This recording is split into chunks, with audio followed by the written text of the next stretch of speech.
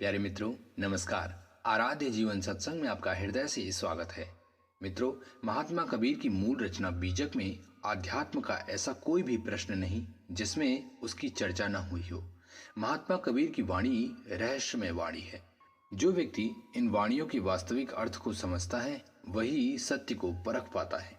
महात्मा कबीर की मूल रचना बीजक के अतिरिक्त और भी रचनाएं हैं जिनमें अनुराग सागर भी आता है। बहुत से लोग कहते हैं कि अनुराग सागर में जो वाणियां कही गई हैं वो असत्य हैं, झूठी हैं। प्यारे मित्रों, ऐसी बातें वही करते हैं जिन्होंने कभी ज्ञान के मार्ग को देखा ही नहीं है। अनुराग सागर महात्मा कबीर और धनी धर्मदास जी के संवाद पर आधारित है। जैसे महाभारत में श्री कृष्ण और अर्जुन के बीच में संवाद हुआ था, वही पवित्र गीता उपदेश कहलाई।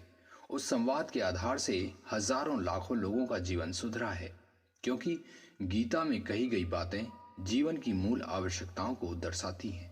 वास्तविक सत्य क्या है, इसका परख कैसे होगा, गीता में स्पष्ट बताया गया है। ठीक ऐसे ही महात्मा कबीर और धनी धर्मदास जी के बीच में हुए संवाद में जीवात्मा को संसार के भवबंधन से मुक्त कैसे किया जाए तथा भवबंधन क्या है और क्यों है, इस प्रकार के जटिल प्रश्नों के उत्तर आसान शब्दों में अनुराग सागर में दिया गया है। अनुराग सागर को जो व्यक्ति झूठा मानते हैं उन्हें ये जानना बहुत जरूरी है कि जिस आधार से वो अनुराग सागर को झूठा कह रहे हैं उस आधार में उन्हें सिर्फ सांसारिक दुख, दर्द और पीड़ा ही मिलेगी। और इसके विपरीत यदि अनुराग सागर पढ़ लिया तो सांसारिक दुख, दर्द और पीड़ा का समाधान तो होगा ही साथ जीवन का कल्याण भी होगा।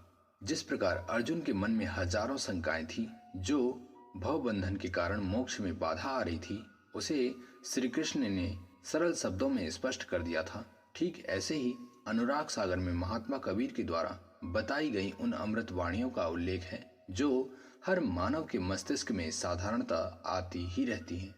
जीव का क्या उद्देश्य है और ये कैसे पूरा होगा, इसका स्पष्ट वर्णन अनुराग सागर में किया गया है। गीता में कही गई बातें सरल लगती हैं, किंतु अनुराग सागर में कही गई बातें कठिन लगती हैं। ऐसा क्यों?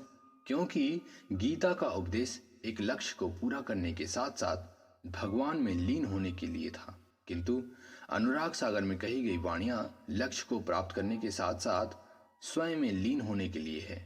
अब जो अपने जीवन को समझता ही नहीं है उसे अनुराग सागर की वाणियां कैसे समझ में आ जाएंगी? जो बाहरी किसी ब्रह्म की पूजा करता है उसे अनुराग सागर की वाणियां समझ में आ ही नहीं सकती। गीता का उपदेश भी इतना सरल नहीं है कि कोई समझना न चाहे और समझ में आ जाए। मित्रों, हर पंथ संप्रदाय में जीवात्मा की अधोगति के बारे में बताया गया है, तो हम कैसे कह सकते हैं कि वो रचना गलत है, ये रचना सही है? बिना पढ़े और जानकारी के किसी भी रचना के बारे में बोलना मूर्खता से बड़ा और कुछ नहीं है। इसलिए जब भी किसी रचना के बारे में बोलें तो पूरी जानकारी लेकर के ही बोलें। प्यारे मित्रों, क्या आपने भी अनुराग सागर पढ़ा है? कृपया कमेंट करके जरूर बताएं और अपना विचार जरूर रखें। मिलते हैं अगली अमृत प्रेरणा में। तब तक के लिए नमस्कार, धन्यवाद, जय हिंद, वंदे मातरम।